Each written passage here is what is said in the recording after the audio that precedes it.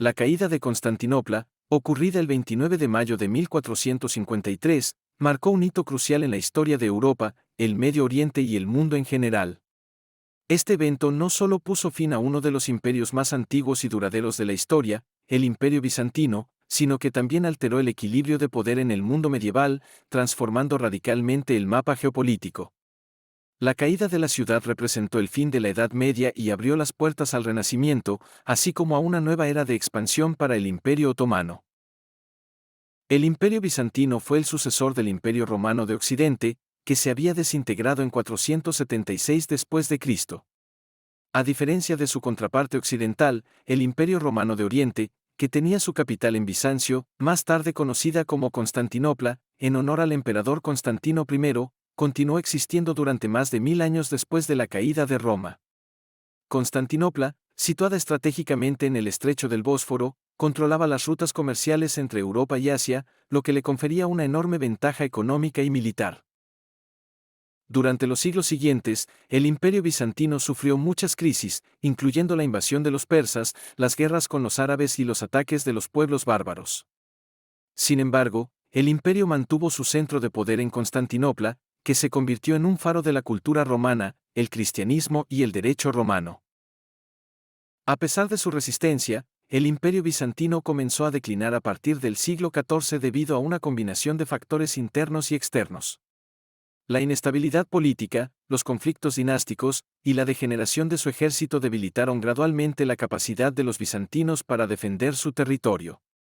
Además, la expansión del Imperio Otomano bajo los sultanes Osmán I y sus sucesores fue una amenaza constante para la existencia del imperio.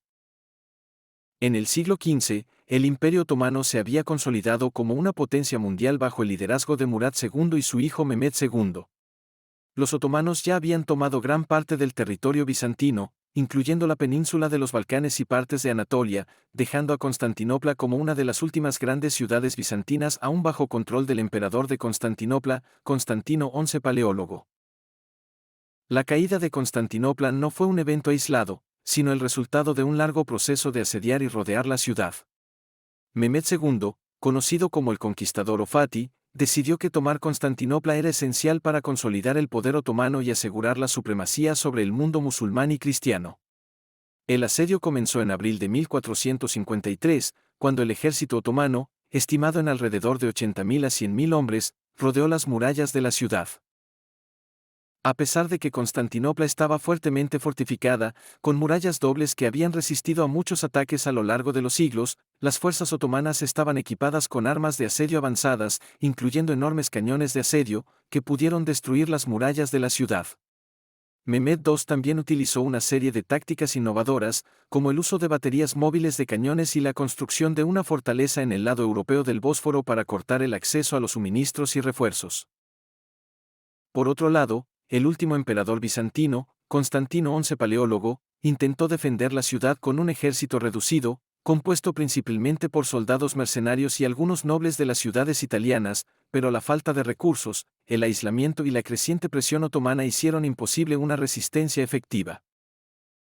Después de semanas de intensos combates y el agotamiento de los defensores bizantinos, el 29 de mayo de 1453, los otomanos lanzaron su ofensiva final.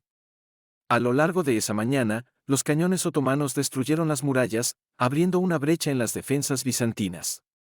La infantería otomana comenzó a penetrar las murallas, y las tropas bizantinas, ya exhaustas, se vieron desbordadas.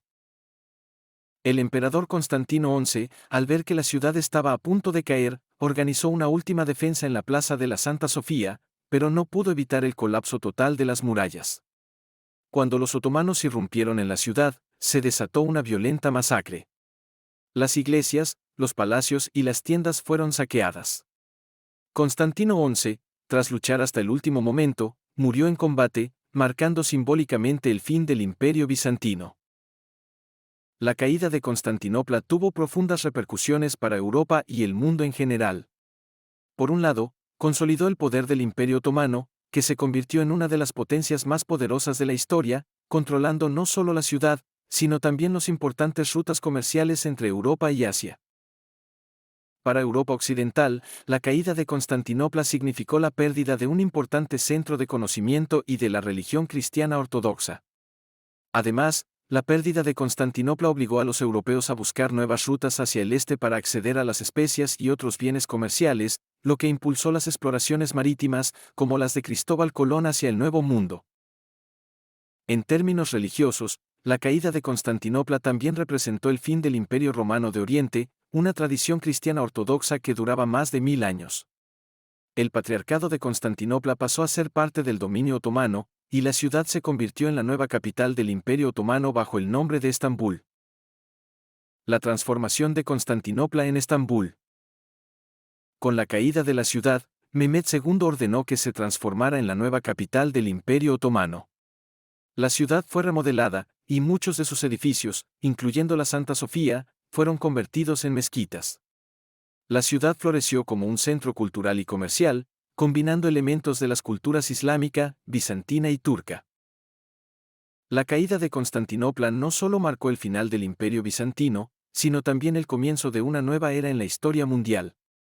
Fue un punto de inflexión en las relaciones entre Europa y Asia, en la historia de la expansión del Islam y en el desarrollo de las exploraciones y navegaciones europeas. Hoy, el legado de este evento sigue siendo un tema central de la historia, tanto por sus implicaciones políticas como culturales. Si le ha gustado mi canal, puede encontrar otras interesantes historias de difusión de arte e historia en mi canal, Frank Fernández Historia, de YouTube.